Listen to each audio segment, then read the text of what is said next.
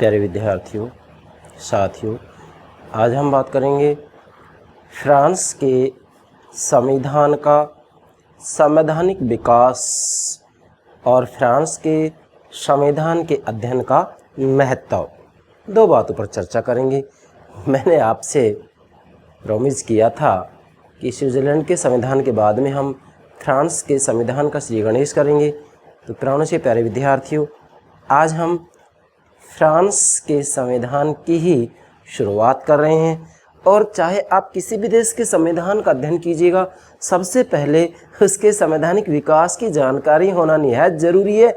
और इसके बाद में उस संविधान के अध्ययन का विशेषकर भारतीय विद्यार्थियों के लिए क्या महत्व हो सकता है, इन दोनों बातों की जानकारी होना निहायत ज़रूरी है। इसलिए मैंने पहला लेक्चर फ्रांस के संविधान का संवैधानिक विकास और फ्रांस के संविधान के अध्ययन का विशेषकर भारतीय विद्यार्थियों के लिए क्या महत्व है, ये दो बातें मैं आज आपको समझाऊंगा। तो प्यारे विद्यार्थियों, फ्रांस के संविधान को हम समझाना शुरू करें उससे पहले प्रतिदिन जो हम राजनीति विज्ञान से संबंधित जो भी पाठ्यक्रम है, चाहे वे किसी भी प्रतियोगिता परीक्षा से संबंधित हो या फिर स्नातक स्तर, स्नातकोत्तर स्तर की परीक्षाओं से संबंधित हो, सभी को ध्यान में रखते हुए मैं एक लेक्चर मेरे YouTube चैनल पर अपलोड करता हूं।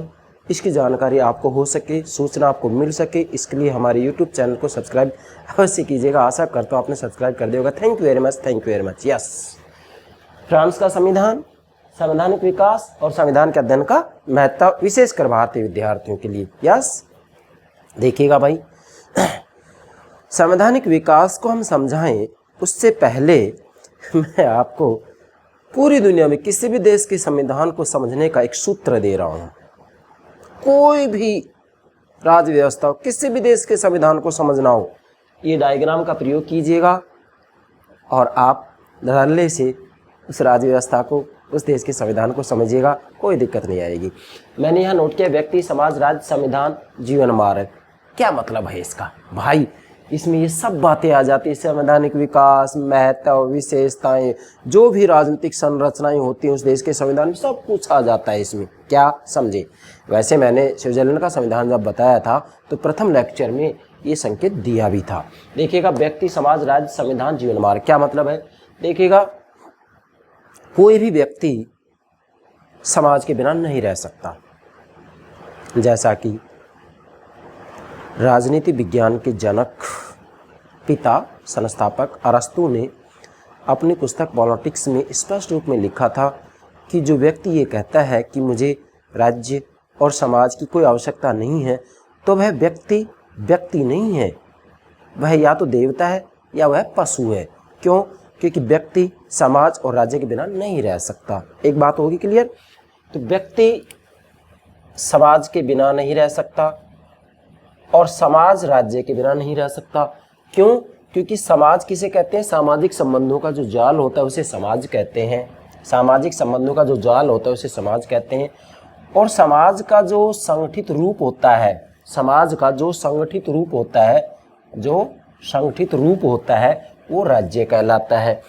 और राज्य बिना संविधान के नहीं रह सकता। क्यों? क्योंकि राज्य अपने आप में क्या है?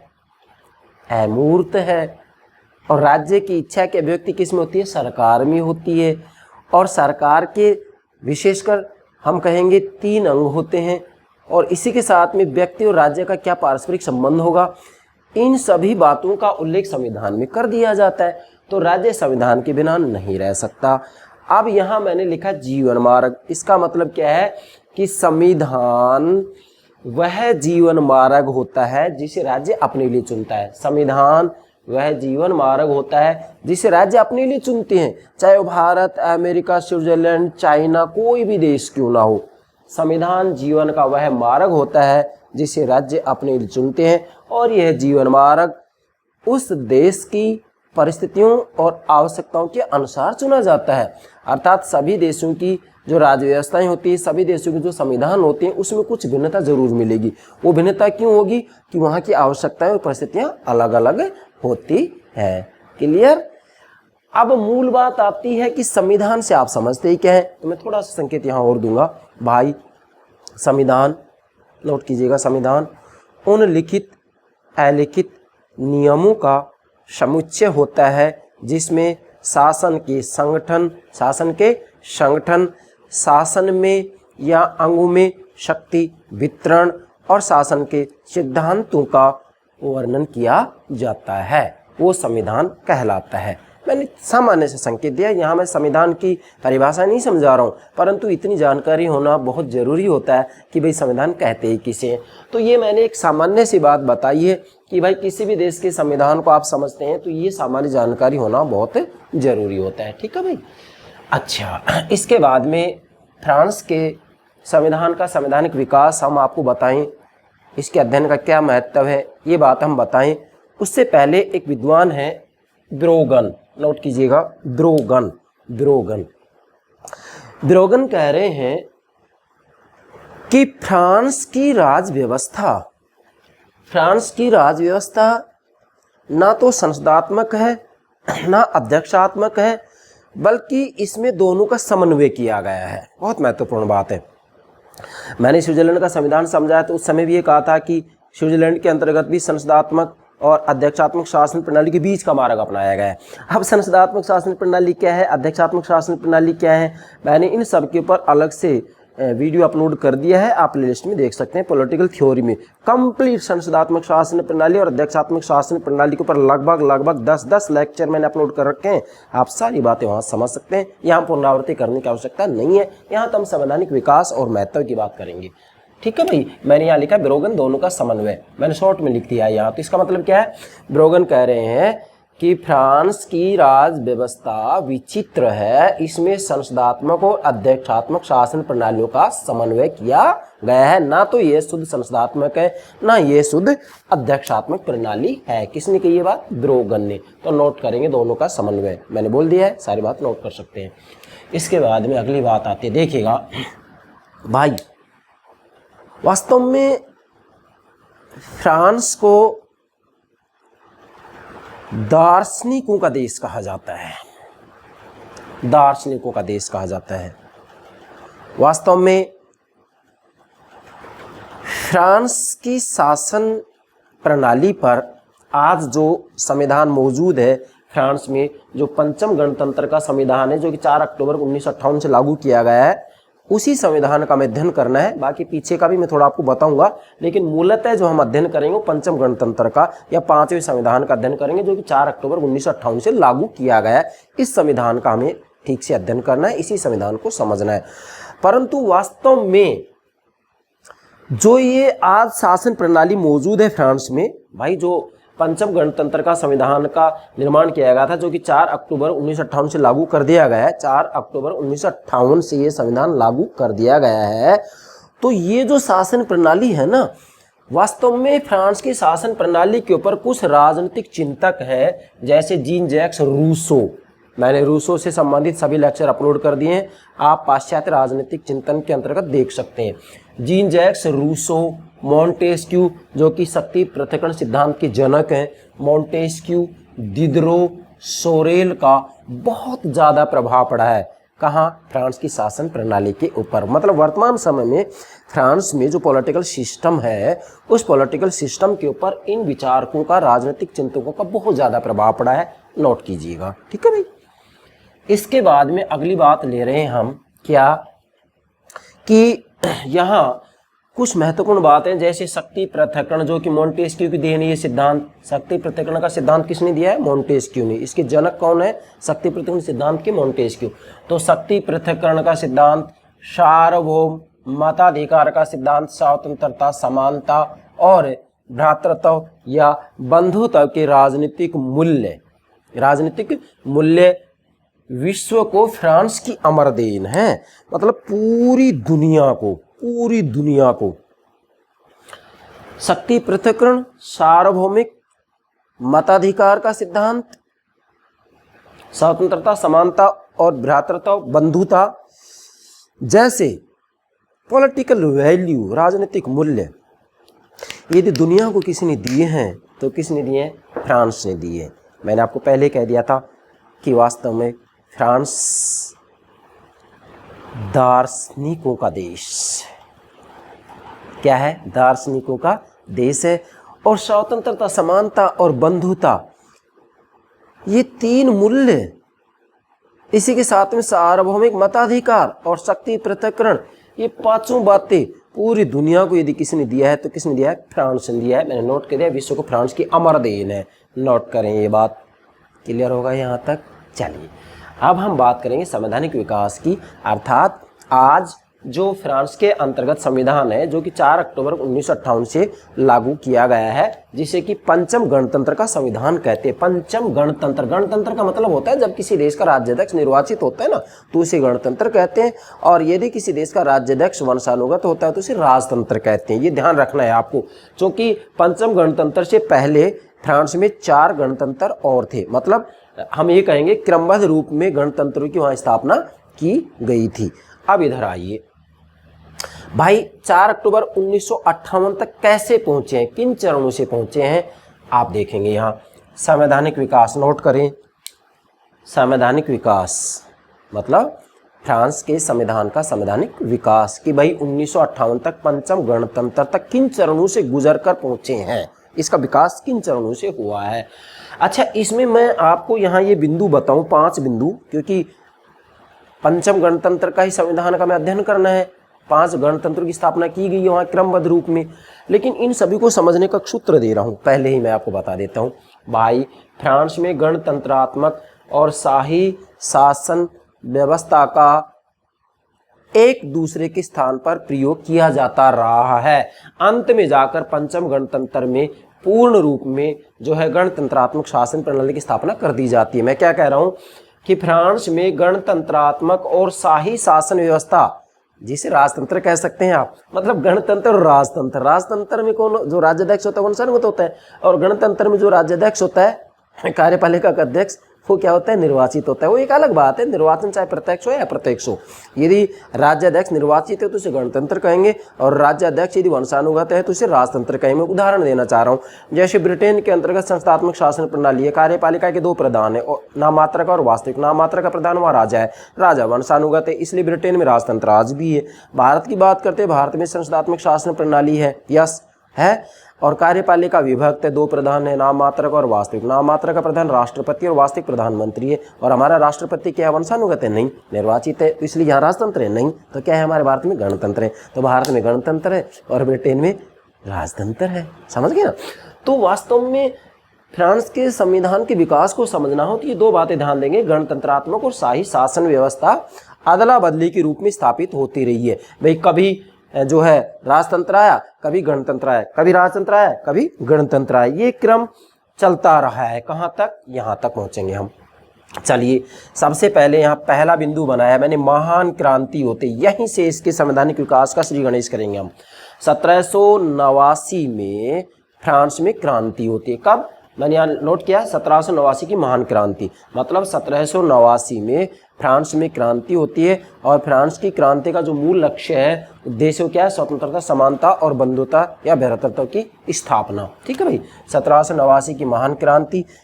इस महान क्रांति को फ्रांस की राजनीति की कुंजी कहा जाता है। नोट कीजिएगा, फ्रांस की राजनीति की कुंजी कहा जाता है। क्यों? क्योंकि यहाँ स्वतंत्रता, समानता और बंधुता के ऊपर विशेष बल दिया जा रहा है।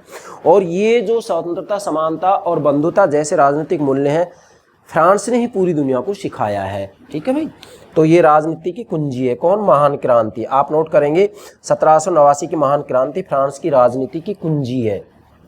फिर आगे बढ़ें, 1789 से पूर्व, अब ये भी ध्यान रखना है कि 1789 में जो क्रांति हुई, इससे पहले वहाँ क्या स्थिति थी फ्रांस में? 1789 से पूर्व फ्रांस में बुर्बो वंश के राजाओं का निरंकुश और अत्याचारी शासन था। नोट कीजिएगा, ये समझना जरूरी है। 1789 से पूर्व, 1789 में क्रांति होती फ्रांस में। ठीक है, 1789 से पूर्व फ्रांस में क्या था? बुर्बो वंश के राजाओं का निरंकुश और अत्याचारी शासन था। पूर्ण रूप में राजतंत्र था, और वह भी निरंकुश अत्याचारी राजाओं का शासन था। ठीक है, अब इसमें स्थिति क्या थी कि जनता बिल्कुल अधिकार विहीन थी, जनता के पास किसी प्रकार का अधिकार नहीं था। यहाँ 1789 से पहले की बात कर रहा हूँ मैं, और यहाँ वास्तव में जो शासक थे वो शासक दैवीय अधिकार के सिद्धांत के आधार पर, दैवीय अधिकार के सिद्धांत के आधार पर निरंकुश रूप में शक्ति का प्रयोग करते थे। मतलब यहाँ ये मान के चला जाता था कि भाई जो शासक हैं वो वास्तविक रूप में ईश्वर की देन है, ईश्वर के रूप में, इसलिए इनके आदेशों का किसी भी रूप में उल्लंघन नहीं किया जाना चाहिए। ये सिद्धांत उस समय मौजूद था और इसी सिद्धांत के आधार पर शासक पूर्ण रूप में निरंकुश और अत्याचारी शासक थे। ठीक है, किसके आधार पर? दैवीय अधिकार के सिद्धांत के आधार पर। अब देखो अब क्या होता है, 1789 से 1958 तक 14 बार राजनीतिक परिवर्तन किए गए। पहले ही नोट कर लीजिए, 1789 में क्रांति होती है, 1789 से पूर्व वहाँ क्या था? निरंकुश राजाओं का शासन था, जो कि दैवीय अधिकार के सिद्धांत के आधार पर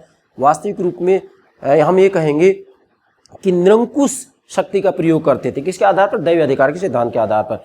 और कंप्लीट यदि हम 1789 से और 1958, जो ये 4 अक्टूबर 1958 से पंचम गणतंत्र का संविधान लागू होता है, तब तक का यदि हम निचोड़ निकालें तो 14 बार राजनीतिक परिवर्तन किए गए हैं।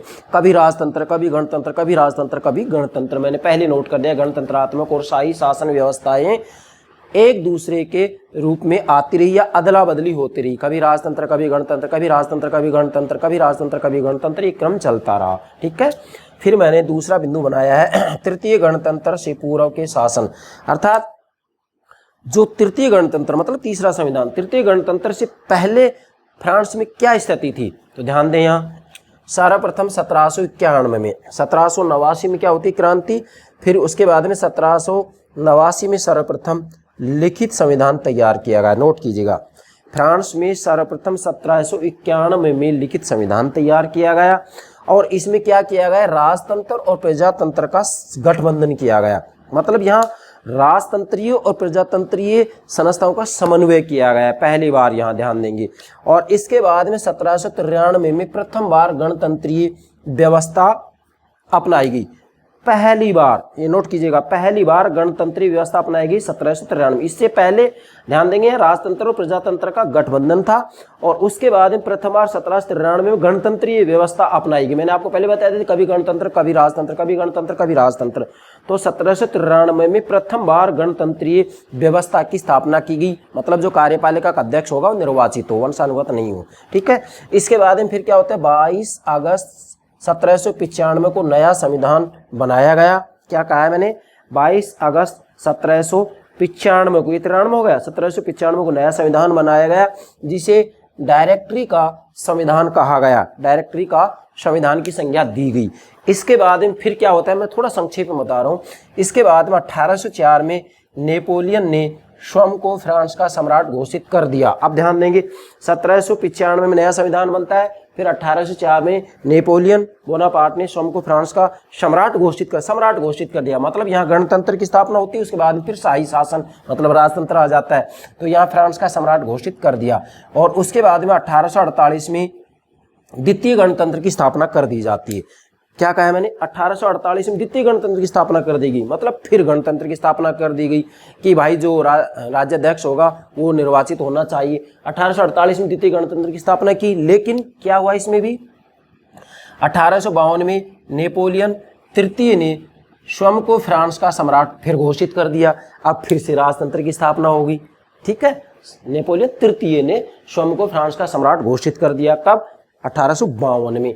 और उसके बाद में फिर क्या हुआ? और द्वितीय गणतंत्र साम्राज्य में परिवर्तित हो गया। मतलब जो द्वितीय गणतंत्र की स्थापना की गई थी ना, यहाँ द्वितीय गणतंत्र की स्थापना 1848 में, वो द्वितीय गणतंत्र साम्राज्य के रूप में परिवर्तित हो जाता है। कब? 1852 में। 1848 में स्थापना होती है गणतंत्र की, 1852 में फिर से यह क्या हो जाता है? साम्राज्य में परिवर्तित हो जाता है और गणतंत्र समाप्त हो जाता है। मैंने पहले बताया दिया था कभी गणतंत्र, कभी राजतंत्र, कभी गणतंत्र, कभी राजतंत्र। ठीक है भाई। उसके बाद में 1870 में जर्मनी से युद्ध होता है और द्वितीय साम्राज्य का अंत हो जाता है। अब ध्यान देंगे, फिर 1870 में क्या होता है? फ्रांस का जर्मनी से युद्ध होता है और द्वितीय साम्राज्य का यह अंत हो जाता है। ये जो द्वितीय साम्राज्य की स्थापना होती है ना, द्वितीय गणतंत्र के बाद में द्वितीय साम्राज्य का अंत हो जाता है। और जैसे ही द्वितीय साम्राज्य का अंत होता है तो यहीं से तृतीय तृतीय गणतंत्र की स्थापना हो जाती है, अर्थात यहाँ पर वास्तविक रूप में जो राज्याध्यक्ष है वह निर्वाचित हो, इसकी व्यवस्था की गई। तो तृतीय गणतंत्र की स्थापना इसके साथ में हो जाती है, द्वितीय साम्राज्य के अंत के साथ में। आप ध्यान देंगे यहाँ वास्तविक रूप में हम यदि तिथि ले तो 1875 में नया संविधान बनाया जाता है और 1875 में तृतीय गणतंत्र की स्थापना हो जाती है। परंतु यहाँ फिर क्या होता है, 1940 में जर्मनी से फिर युद्ध हो जाता है फ्रांस का। 1940 में जर्मनी से पुनः युद्ध होता है और फिर इसका तृतीय गणतंत्र का भी अंत हो जाता है, जो कि 1875 में नया संविधान बना था, उसका जो है वास्तविक रूप में 1940 में क्या हो जाता है, अंत हो जाता है। और जैसे ही 1940 में जर्मनी से युद्ध होता है और इसका अंत हो जाता है तो तृतीय गणतंत्र समाप्त हो जाता है और उसके बाद में पुनः नया संविधान बनाता है, जिसे कि चतुर्थ गणतंत्र कहा गया है। चतुर्थ गणतंत्र वास्तविक रूप में 27 अक्टूबर 1946 से लागू होता है। मतलब जो ये इसके बाद में नया संविधान बनता है 1875 के बाद में 1946 में नया संविधान बनता है, जिसको कि चतुर्थ गणतंत्र कहा जाता है। यहाँ पर भी जो कार्यपालिका का अध्यक्ष होगा वो निर्वाचित हो, ऐसी व्यवस्था की गई। परंतु चतुर्थ गणतंत्र में कमी ये थी कि यहाँ पर भी जो राज्याध्यक्ष है निर्वाचित तो हो, ये व्यवस्था की गई, लेकिन राष्ट्रपति के हाथों में इतनी शक्ति नहीं दी गई। यहाँ पर राष्ट्रपति को कमजोर रखा गया, ठीक है, और संसद को शक्तिशाली रखा गया और इस कमी को दूर कर दिया गया पंचम गणतंत्र में। पंचम गणतंत्र के अंतर्गत मतलब जो 4 अक्टूबर 1958 से लागू किया गया नया संविधान, इसमें जो है राष्ट्रपति को शक्तिशाली बनाने का प्रयास किया गया। अब ये क्या कुछ है 4 अक्टूबर 1958 का संविधान, इसके लिए हम अलग से अगला जो हमारा लेक्चर होगा वो यही होगा कि फ्रांस के संविधान की विशेषताएं, जो विशेषताएं होंगी वो पंचम गणतंत्र के संविधान की विशेषताएं होंगी, जो कि 4 अक्टूबर 1958 से लागू किया गया उस संविधान की विशेषता होंगी। वहाँ आपको सारी बातें बता दी जाएंगी कि राष्ट्रपति के हाथों में क्या होगा, संसद के हाथों में क्या होगा, संस्थात्मक प्रणाली है, अध्यक्षात्मक है, या दोनों का समन्वय किया गया है। ये सब बातें पंचम गणतंत्र के संविधान की विशेषताओं के अंतर्गत आपको समझाई जाएंगी। तो ध्यान देंगे, चतुर्थ गणतंत्र 27 अक्टूबर 1946 से लागू होता है और 1958 में इसका पूर्ण रूप में अंत हो जाता है। और जैसे ही 1958 में इसका अंत होता है और फिर पंचम गणतंत्र के संविधान का निर्माण होता है, जो कि 4 अक्टूबर 1958 से लागू हो जाता है। अब ध्यान देंगे, पंचम गणतंत्र के संविधान का निर्माण होता है जो कि 4 अक्टूबर 1958 से लागू होता है। तो हम जिस संविधान का अध्ययन करेंगे फ्रांस के संदर्भ में, वह 4 अक्टूबर 1958 से जो संविधान लागू किया गया उस संविधान का अध्ययन करेंगे। और यहाँ जब हम हमारा जो अगला लेक्चर होगा फ्रांस के संविधान की विशेषताएं, तो उसमें पंचम गणतंत्र के संविधान की विशेषताएं ही आपको समझाई जाएंगी, ठीक है। तो ये पूरा जो संवैधानिक विकास हुआ है, इसमें एक ही बात देखने के लिए मिली है कि कभी गणतंत्र आता है, कभी राजतंत्र, कभी गणतंत्र, कभी राजतंत्र, कभी गणतंत्र, कभी राजतंत्र, और अंत में जाकर के पूर्ण रूप में गणतंत्र की स्थापना हो जाती है। तो आज वास्तव में फ्रांस के अंतर्गत हम कहेंगे कि गणतंत्र मौजूद है। वहाँ का जो कार्यपालिका का अध्यक्ष है राष्ट्रपति, राष्ट्रपति निर्वाचित है, जनता के द्वारा चुना जाता है। एक निर्वाचक मंडल, जनता पहले निर्वाचक मंडल को चुनती है, निर्वाचक मंडल राष्ट्रपति को चुनता है। बाकी राष्ट्रपति के निर्वाचन की प्रक्रिया क्या है, इसके ऊपर हम अलग से लेक्चर अपलोड करेंगे, ठीक है भाई। इसके बाद में इसका दूसरा पार्ट ले रहे हैं हम। पहला पार्ट तो क्या हो गया, फ्रांस के संविधान का संवैधानिक विकास। दूसरा पार्ट क्या है, फ्रांस के संविधान के अध्ययन का महत्व क्या है। मतलब आज जो पंचम गणतंत्र का संविधान मौजूद है, जो कि 4 अक्टूबर 1958 से लागू कर दिया गया है, ठीक है। तो इस संविधान के अध्ययन का महत्व क्या है और विशेषकर भारतीयों को इससे क्या सीखना चाहिए। संविधान के अध्ययन के महत्व को मैं आपको 6 बिंदुओं के माध्यम से समझाऊंगा, इसमें सब बातें आ जाएंगी। चलिए, सबसे पहला जो इसका महत्व है फ्रांस के संविधान के अध्ययन का, वह है अन्य देशों पर प्रभाव। भाई, फ्रांस के संविधान का, फ्रांस की शासन प्रणाली का अन्य देशों के संविधान, विशेषकर यूरोपीय महाद्वीप के जो देश हैं उनके ऊपर बहुत ही ज़्यादा पड़ा है।